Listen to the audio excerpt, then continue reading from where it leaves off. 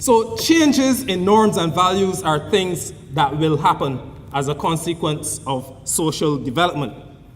And in terms of the culture, and by extension the norms and values, they're therefore not static. Culture must change and adapt if society is to survive.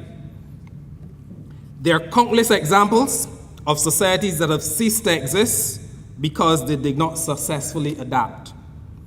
And therefore, changing norms and values is an important feature of social life and is not necessarily a bad thing. So that's one of the first key points that I think we need to accept, that changing norms and values are not necessarily an undesirable or bad thing. They're a normal feature of society.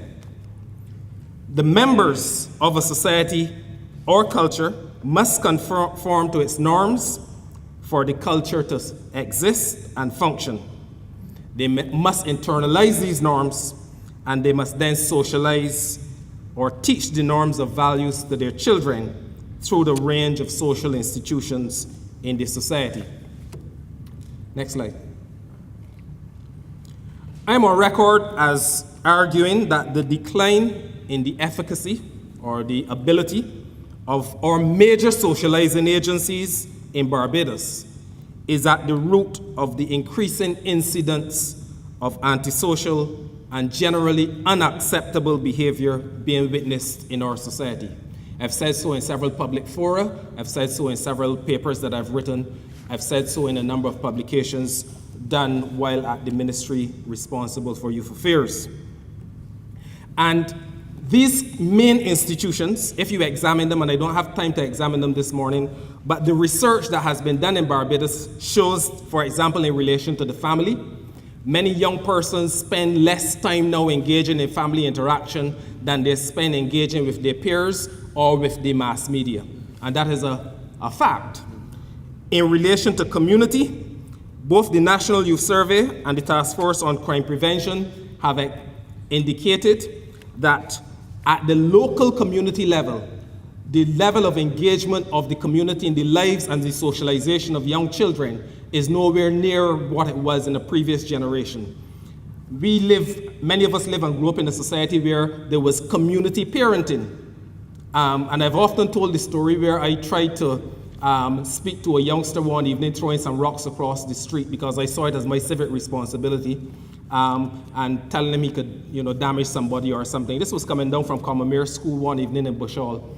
And the youngster, no more than about 8 years old, inquired about the occupation of my mother and then asked God to relieve me of my eyesight in a brass bowl.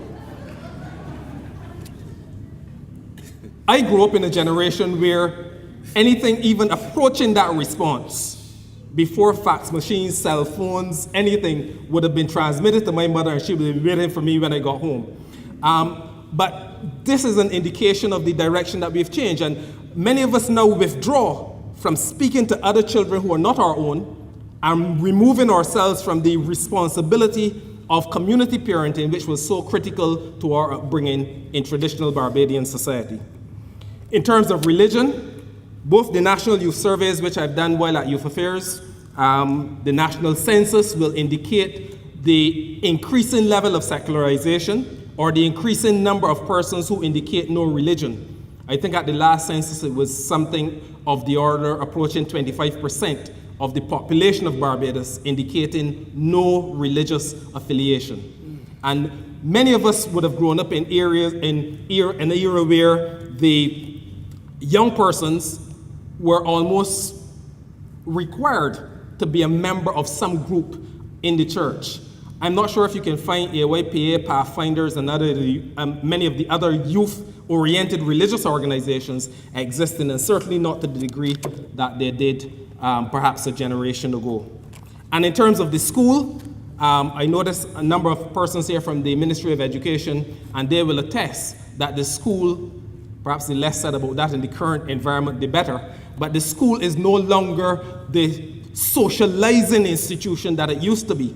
There's an inordinate emphasis on academics to the point where persons are seeking to choose the primary school their children attend, not by virtue of any perception of its proximity to them or its reputation in relation to discipline and standards, but in relation to its perception to place their children at a particular secondary school.